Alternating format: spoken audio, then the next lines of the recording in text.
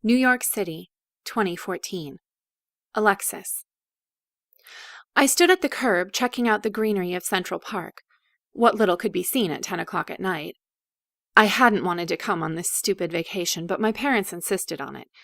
Now I was waiting for a carriage with my 16-year-old sister, Brooke, who dripped with excitement, while our parents were off doing God knows what. A man with long brown hair, wearing a formal black suit, crossed the roadway and stumbled into me. "Watch where you're going." I smoothed my dress while he studied me. He was tall, smelled woodsy, and even in the faint light I could see his smile was warm. My cheeks burned with embarrassment as I inhaled deeply, adding to my irritation. I met his eyes, and my breath caught. They were dark, kind, but seemed to be staring into space. No wonder he banged into me. He wasn't paying attention to where he was going. "I beg your pardon, my lady. I'm very sorry to have troubled you." He bowed and placed a soft kiss on my hand. I jerked it back. Was he making fun of me? He didn't look sorry at all. I turned and walked away, glancing over my shoulder to be sure he wasn't following. What a weirdo, even if an incredibly attractive one. An older couple strode by, the woman hanging onto the man's arm and giggling like a girl. She had no idea how stupid she looked. Distracted, I focused my anger on Brooke, who was sitting against a streetlight reading a book, and headed in that direction. This was a really stupid idea. I rubbed my hands on my arms in an attempt to warm them. Next time, find something to do indoors. It's cold. Even the pool would have been better than this. She looked up at me with her usual smart-ass scowl. "Shut up, Alexis. It isn't my fault you're missing your stupid party, and you could have worn something warmer." She turned back to her book, irritating me even more. "This has nothing to do with the party," I said, but that was a lie, and we both knew it. "What are you reading, anyway? And why did you bring a book to go on a carriage ride?" She let out a sigh that would have made an actress proud while gesturing with the book in her hand. "I guess you don't have to be smart to be popular, so I would have something to do besides listen to you bitch while we wait.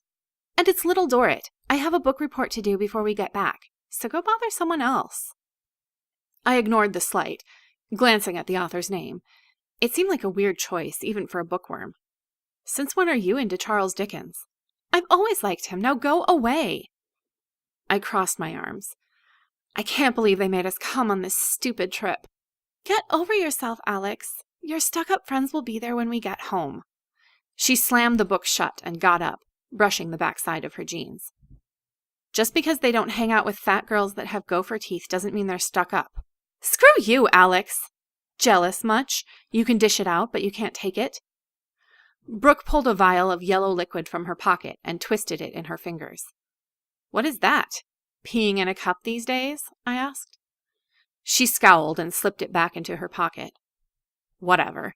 I spun and walked back to the curb, then pulled out my phone and started tapping. A white carriage pulled by a dapple gray horse stopped in front of us, and its occupants stepped out. Not one of my friends had responded to my texts. I wondered what they were up to. We were only going to be gone for a week, but I had tickets to the Rihanna concert, and Lauren was having a huge party. All the cool people were going to be there. Everyone except me.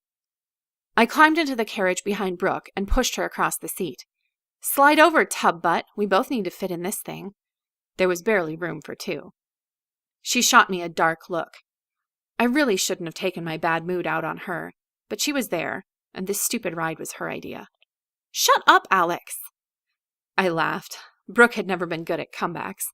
It made it easier for me to win the arguments. The horse clip-clopped forward. I gritted my teeth and pushed harder. "Move over!"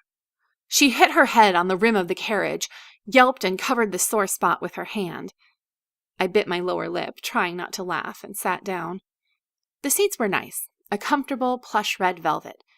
Brooke's face almost matched them. She clenched her fists. "I've had it with your shit!" Her hands made a sudden movement, and it sounded like she was singing under her breath. My head felt strange, but I chuckled, swaying with the momentum of the carriage. "What are you going to do? Sing me to death?" Something wet splattered my dress.